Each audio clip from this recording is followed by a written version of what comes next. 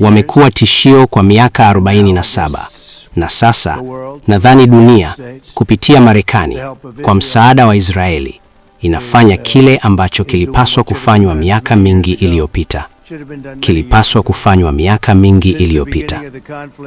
Tangu kuanza kwa mgogoro huu, tumepiga zaidi ya shabaha 7,000 ndani ya Irani, na hizi zimekuwa nyingi ni za kibiashara na kijeshi. Tumefanikiwa kupunguza kwa 90% urushaji wa makombora yao na 95% ya mashambulizi ya droni. Makombora yanakuja kidogo sasa kwa sababu hawana makombora mengi yaliyobaki. Pia tumeshambulia viwanda vya utengenezaji, sehemu wanapotengeneza makombora na droni, na hiyo inaendelea leo. Tumepiga vitatu kati ya hivyo leo na inakuwa vigumu kwao kutengeneza. Zaidi ya meli 100 za kivita za Irani zimezama au kuharibiwa katika wiki 1.5 iliyopita.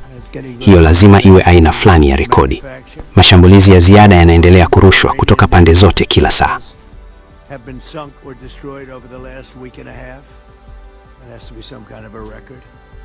Additional strikes continue to launch from all directions every single hour. As you know, we attacked. Kama mnavyojua, tulishambulia kisiwa cha Harg na kukibomoa. Kiukweli tuliharibu kila kitu kisiwani, isipokuwa eneo ambalo mafuta yapo. Mimi naziita bomba. Tuliacha mabomba. Hatukutaka kufanya hivyo, lakini tutafanya hivyo. Tunaweza kufanya hivyo kwa taarifa ya dakika 5. Itakuwa imekwisha. Lakini kwa madhumuni ya siku moja kuijenga upya nchi hiyo, nadhani tulifanya jambo sahihi. Lakini huenda isibaki hivyo. Neno moja tu rahisi na mabomba pia yatatoweka. Lakini itachukua muda mrefu kujenga upya hayo. Tunavunja kwa fujo msingi wa ulinzi wa Iran, na uwezo wa kujenga upya makombora yao na droni unakaribia 0. Na tunapiga uwezo wao wa kutishia usafirishaji wa bidhaa katika mlango wa Hormuz, huku zaidi ya meli 30 za kutega mabomu zikiwa zimeharibiwa. Tumepiga kwa ufahamu wetu wote meli zao zote za kutega mabomu.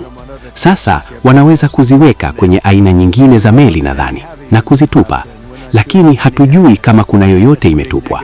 Hatuna uhakika kama yoyote imetupwa. Hilo ni jambo baya sana kwao wakifanya hivyo. Ni aina ya kujiua, lakini hatujui kama wametupa yoyote. Lakini tumepiga meli zao zote 30 na kuziharibu. Zote zipo chini ya bahari.